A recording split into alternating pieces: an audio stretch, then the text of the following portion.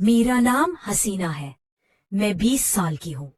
जैसा कि लोग कहते हैं, देखने में बहुत खूबसूरत हूँ। जब भी मैं बाजार जाती हूँ, हर कोई मुझे ही देखता है। मेरे शौहर का नाम अनवर है। हमारी शादी को 1 साल हो चुका है, लेकिन अब तक हमें कोई बच्चा नहीं हुआ। हमने पहले अनवर को दुबई में एक अच्छी नौकरी मिली और वहां चले गए। तब से मैं अपने बड़े से घर में अकेले रहती हूँ। एक शाम अनवर का फोन आया। मैंने उनसे कहा, मुझे अकेले अच्छा नहीं लगता, रात को डर भी लगता है। उन्होंने कहा, ठीक है हसीना, तुम एक नौकर रख लो जो दिन रात तुम्हारे साथ रहे और सारे काम भी करे। मुझे सुनकर अच्छा लगा। अगले दिन मैंने एक नौकर रख लिया जिसका नाम सगीर था। सगीर 18 साल का था, हटाकट्टा और देखने में खूबसूरत। इस कारो ये बहुत अच्छा था और वो सारे काम ईमानदारी से करता। घर का काम खत्म करने के बाद वो मुझसे थोड़ी बातचीत भी करता। मैंने अनवर को फोन पर बताया कि मैंने सगीर को रख लिया है जो सारे काम करता है। अनवर ने सगीर से फोन पर बात की और कहा, तुम मेरी बीवी का ख्याल रखना, सारे काम करना और घर पर ही रहना। सगीर ने जवाब दिया, मालिक आप जितना कहें, मालिक को कोई तकलीफ नहीं होगी। मैं हमेशा उनके साथ रहूंगा। एक दिन दोपहर में मेरी तबीयत कुछ खराब हो गई। सर में हल्का हल्का दर्द था और शहर के तमाम महंगे अस्पताल बंद थे। तभी अनवर का फोन आया। मैंने उनसे कहा, आज मेरी तबीयत कुछ ठीक नहीं है।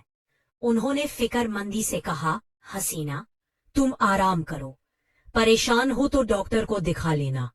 मैंने हाँ कह दिया और फोन रख दिया। थोड़ी देर बाद सगीर ने घर के सारे काम खत्म कर दिए और मेरे पास आया।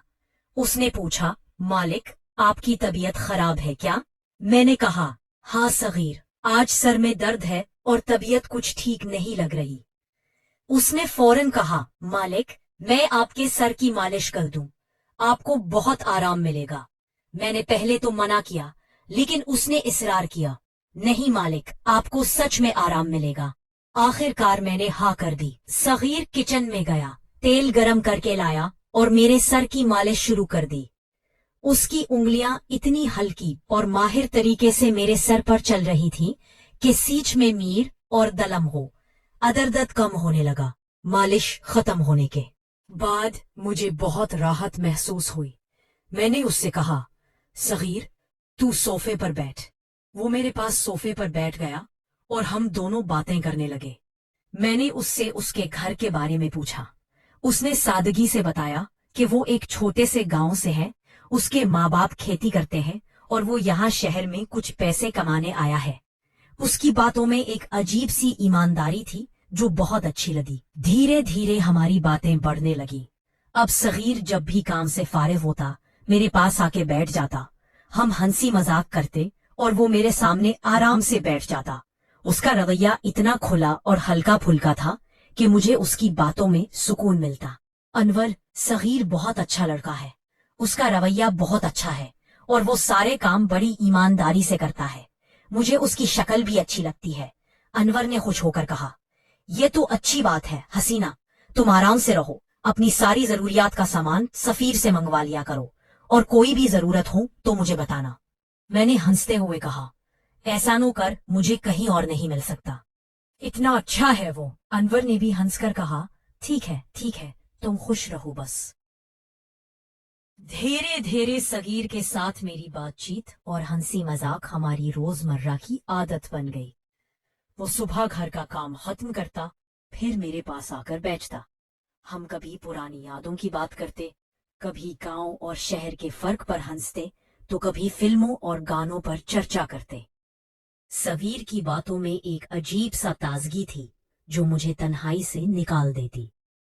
एक शाम मैं बाग में बैठी थी और सगीर पानी देने आया। उसने देखा कि मैं उदास हूँ। उसने पूछा, मालिकिन क्या बात है, आज आप खामोश क्यों हैं? मैंने कहा, बस सगीर, अनवर की याद आ रही है। वो फोन तो करते हैं लेकिन इतनी दूर है ना, उन्हें छू भी नहीं सकती, ना उनके साथ बैठ सकती हूँ।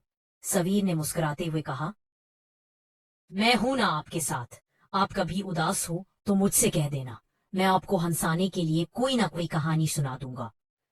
उसकी बात सुनकर मैं हंस पड़ी। اس نے پھر اپنے گاؤں کی ایک مزاحیہ کہانی سنائی اور میں کہکہے لگا کر ہنسنے لگی۔ اس رات انور کا فون آیا۔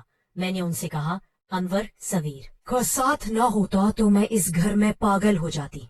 وہ واقعی بہت اچھا لڑکا ہے۔ انور نے کہا، حسینہ، مجھے خوشی ہے کہ تمہیں ایک بھروسہ مند انسان مل گیا۔ بس تم خوش رہو اور کوئی چیز درکار ہو تو مجھے بتانا۔ میں نے ہاں میں سر ہلایا، لیکن دل ہی دل میں سوچنے لگی کہ صغیر کے ساتھ گزرے یہ لمحات میرے لیے کتنے قیمتی ہو گئے ہیں۔ دن گزرتے گئے اور صغیر میرے دل میں ایک خاص جگہ بنا چکا تھا۔ ایک دن جب وہ میرے بال سنوا رہا تھا، اس نے اچانک کہا، مالکن، کیا میں آپ سے ایک بات پوچھ سکتا ہوں؟ میں نے حیرت سے پوچھا، کیوں، کیا بات ہے صغیر؟ اس نے گھورتے ہوئے کہا، کیا آپ کبھی مجھے اپنے برابر بیٹھنے دیں گی؟ میں نے چونک کر اس کی طرف دیکھا۔ اس کی آنکھوں میں ایک عجیب سی چمک تھی۔ میں سمجھ گئی کہ اس کے دل میں کیا چل رہا ہے، لیکن میں نے صرف مسکرا کر کہا، صغیر، تم ہمیشہ میرے قریب ہی رہتے ہو نا؟